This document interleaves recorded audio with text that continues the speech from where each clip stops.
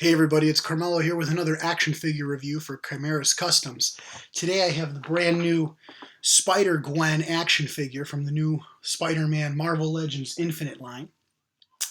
This figure is quite frankly a shock to me that it's out already, because this character is barely a year old, and yet she's already got hoodies, her own comic book series, two of them, her own action figures. It's truly incredible.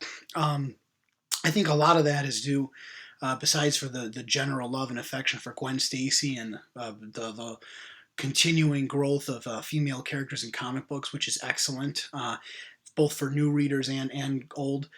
This all of that is sort of a perfect storm.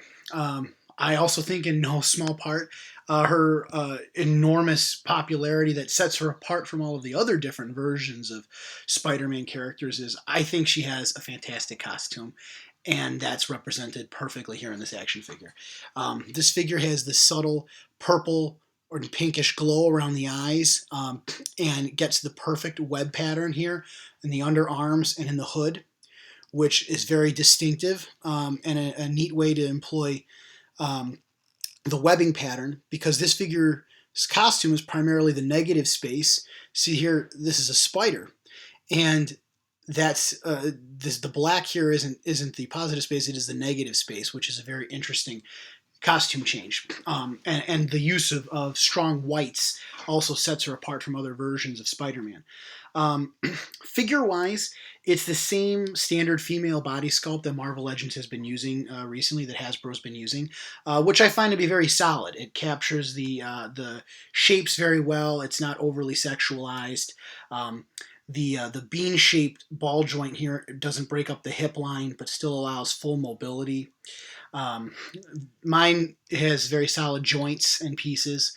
No real negatives there. And because this character is a very minimalist costume design, relatively speaking, there isn't a lot of room to complain about the paint. It's black and white. I'm not a super big fan of this slick black. I don't know that I would have made it quite so glossy. You can see how shiny it is, but that's just a personal preference.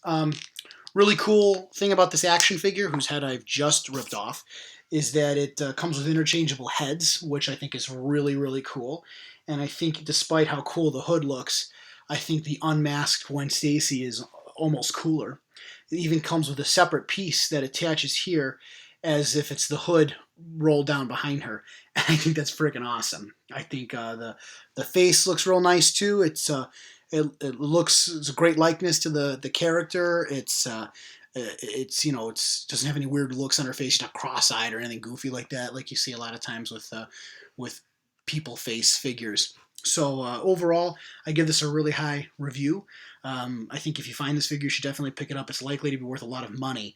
I'm sure she'll have plenty of action figures for years to come, but this being the first, I think is always going to be pretty valuable. I'd like to do a quick honorable mention, or not honorable mention, but I guess shout out just generally to the rest of this line. I'll be trying to do reviews as they come up.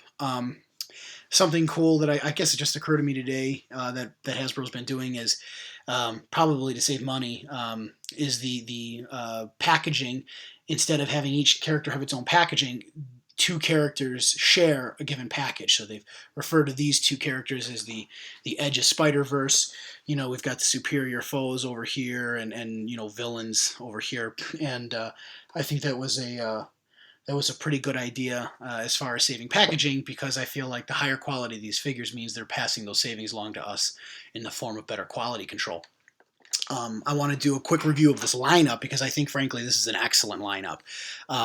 The Ben Reilly Spider-Man, there's only been one in recent years, and it was terrible. This is going to have interchangeable pieces to make Spider Carnage, and that's a first for action figures, so that's very cool. There hasn't been a Morbius figure in a long time, and mine was recently destroyed. Never one in this groovy 70s costume with the giant red collar. Jack-O-Lantern hasn't had a figure in a while. I do have the original Jack-O-Lantern figure hanging from my ceiling. I'll show you this some other time. It's a pretty great figure. So I don't know that this guy needed to be redone. He's probably the only question mark in the lineup, but still a cool character nonetheless. Venom's always popular. I've seen this figure in person. I don't have it yet, and I think it looks excellent. So, as far as getting a standard Venom in, I also hate the giant tongue with Venom. I much prefer this look here that they've made this figure. And then finally, The Superior Foes of Spider-Man, one of my favorite comic books in recent years by the very excellent Nick Spencer. If you haven't read it, I highly recommend it. It's fun, it's funny, it's action-packed, and doesn't take itself too seriously. It's what comic books should be. And I recommend you pick it up. I already have the Shocker and Captain Boomerang, both who are on the team, or excuse me, just the Boomerang who's on the team.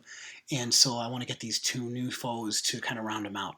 So that's our review. Thanks very much for watching, and hopefully stay tuned for more customs, reviews, and coming soon some retro throwback reviews with a little bit of nostalgia in them. Thanks very much. Take care.